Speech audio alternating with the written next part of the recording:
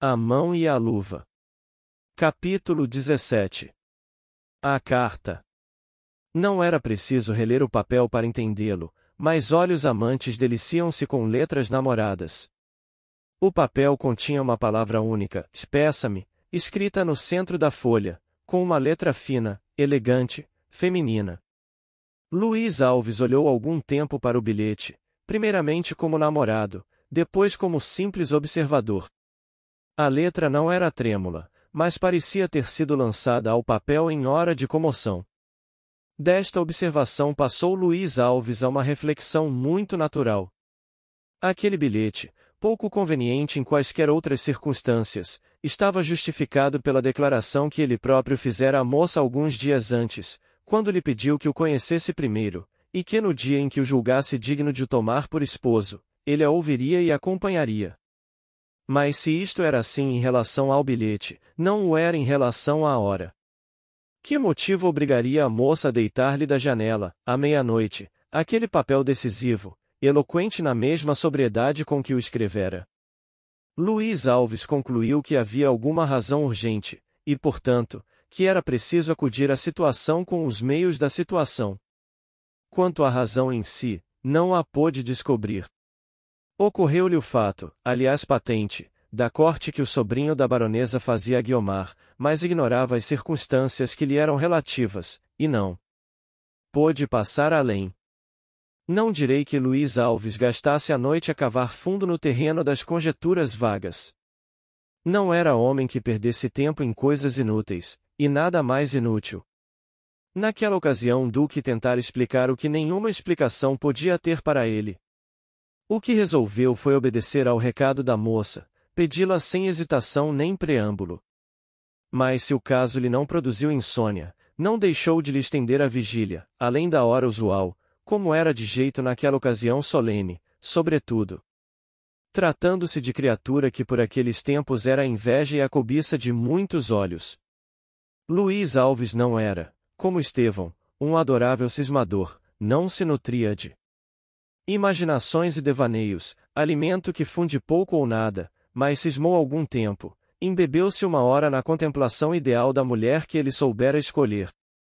O sono chegou, e o devaneio confundiu-se com o sonho. Guiomar dormiria tão repousadamente como ele? Dormia, à noite, porém, fora-lhe muito mais agitada e amarga, como era natural depois da declaração de Jorge e das insinuações da madrinha. A moça recolhera-se ao quarto, logo depois da declaração. As pessoas da casa nada puderam ler-lhe no rosto, salvo a palidez repentina e o rubor que se lhe seguiu, mas logo que ela se achou só, deu toda a expansão aos sentimentos que até ali pudera conter. O primeiro deles era o despeito. Guiomar sentia-se humilhada com aquela declaração, assim feita, de emboscada e sobressalto, para arrancar-se-lhe um consentimento que o coração e a índole repeliam. Nenhuma consulta, nenhuma autorização prévia. Parecia-lhe que a tratavam como ente absolutamente passivo, sem vontade nem eleição própria, destinado a satisfazer caprichos alheios. As palavras da madrinha desmentiam esta suposição, mas a notícia que ela tinha da resolução da baronesa, neste negócio, diminuía muito o valor de tais palavras. Se era uma campanha, como dissera Mrs. Oswald, queriam constrangê-la com aparências de moderação, e o tempo que lhe deixavam para refletir era o realmente para considerar, sozinha consigo, na necessidade de pagar os benefícios que receberá. Não a acusem de ter feito estas reflexões, logo que entrou no quarto, com os olhos cintilantes e os lábios frios de cólera. Eram naturais, primeiramente porque supunha que o seu casamento com Jorge estava deliberado e se realizaria, quaisquer que fossem as circunstâncias, depois, porque a alma dela era melindrosa, não esquecia os benefícios recebidos, mas quisera que lhos não lembrassem por meio de uma violência, fazê-lo, era o mesmo que lançar-lhes em rosto. Não. Murmurava enfim a moça, forçar-me, reduzir-me à condição de simples serva, nunca. Mas esta cólera apaziguou-se, e o coração venceu o coração. Guiomar recordou a constante ternura da baronesa para com ela, a solicitude com que lhe satisfazia os seus menores desejos, que eram ali ordens, e não combinava tamanho amor com a suposta violência que lhe queria fazer. Não tardou em arrepender-se das palavras incoerentes que lhe haviam fugido, e dos sentimentos maus que atribuíra ao coração da baronesa. Cruzou as mãos no peito e ergueu o pensamento ao céu, como a pedir-lhe perdão. Guiomar, em meio das seduções da vida, que tantas eram para ela e de todo lhe levavam os olhos, não perderá o sentimento religioso, nem esquecer o que lhe havia ensinado a fé ingênua e pura de sua mãe. A cólera acabará, mas veio depois a luta entre a gratidão e o amor, entre o noivo que lhe propunha a afeição da madrinha e o que o seu próprio coração escolhera. Ela nem ousava tirar as esperanças à baronesa, nem imolar as suas próprias, e uma de duas coisas era preciso que fizesse naquela solene ocasião. O que sentiu e pensou foi longo e cruel, mas se tal duelo podia travar-se-lhe na alma, não era duvidoso o resultado. O resultado devia ser a vontade e a ambição, quando verdadeiramente dominam, podem lutar com outros sentimentos, mas hão de sempre vencer, porque elas são as armas do forte, e a vitória é dos fortes. Guiomar tinha de decidir por um dos dois homens que lhe propunham seu destino, elegeu o que lhe falava ao coração. A resposta, porém, não podia a moça demorá-la nem esquivá-la, não convinha, talvez, prolongar a luta e a dúvida. Quando isto pensou, veio-lhe ao espírito uma ideia decisiva, a de confessar tudo à madrinha.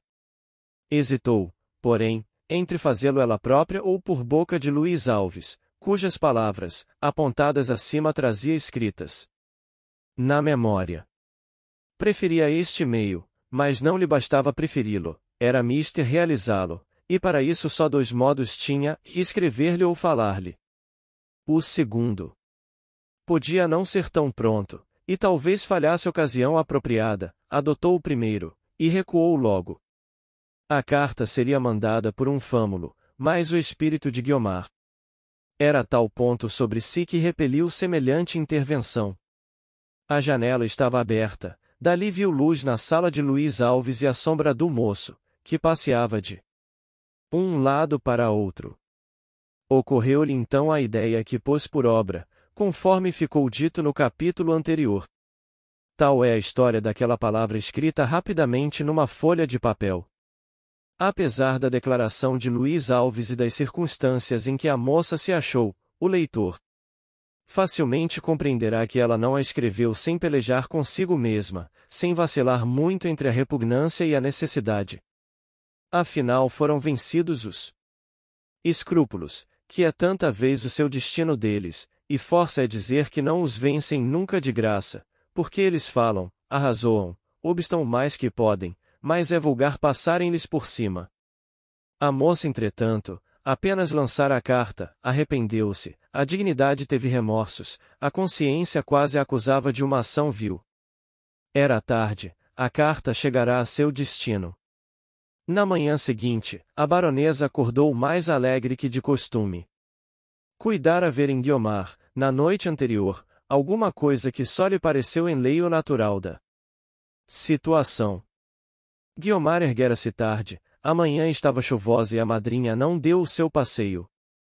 A moça foi beijar-lhe a mão e a face, como costumava, e receber dela o ósculo materno.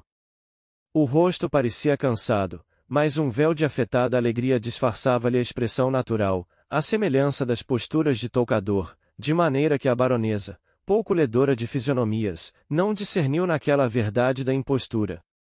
Impostura, digo eu, devendo entender-se que é honesta e reta, porque a intenção da moça não era mais do que não amargurar a madrinha, e tirar-lhe motivo a qualquer aflição antecipada. Dormiu bem a minha rainha da Inglaterra? Perguntou Mrs. Oswald, pondo-lhe familiarmente as mãos nos ombros.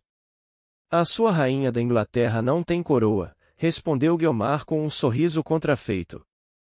Pela volta do meio-dia, recebeu a baronesa uma carta de Luís Alves.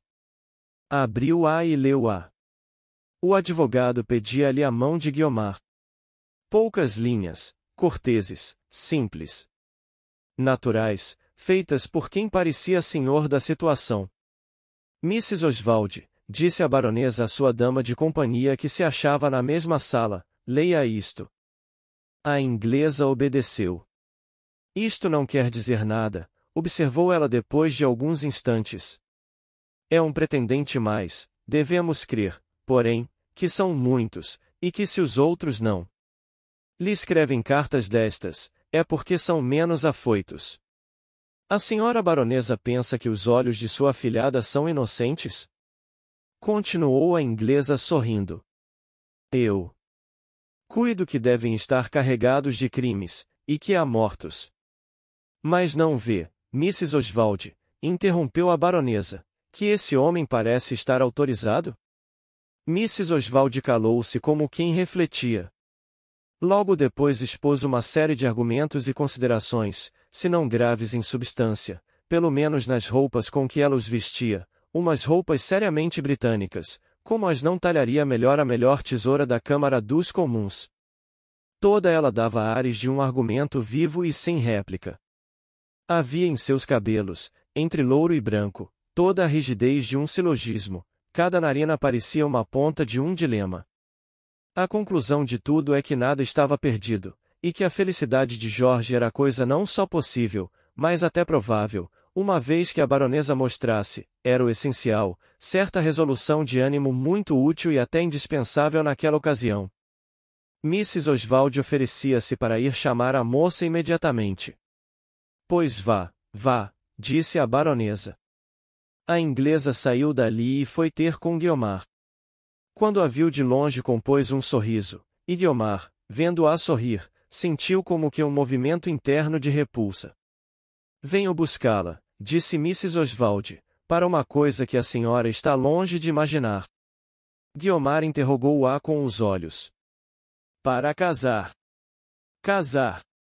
Exclamou Guiomar sem compreender a intenção da mensageira. Nada menos, respondeu ela. Admira-se, não? Também eu, e sua madrinha igualmente. Mas há quem tenha o mau gosto de aproximar-se por seus belos olhos, e a afronta de a vir pedir, como se pedissem estrelas do céu. Guiomar compreendeu de que se tratava. Olhou desdenhosamente para a inglesa, e disse em tom seco e breve. Mas, conclua, Mrs. Oswald. A senhora baronesa manda chamá-la. Guiomar dispôs-se a ir ter com a madrinha. Mrs. Oswald fê-la parar um instante, e com a mais melíflua voz que possuía na escala da garganta, disse. Toda a felicidade desta casa está em suas mãos.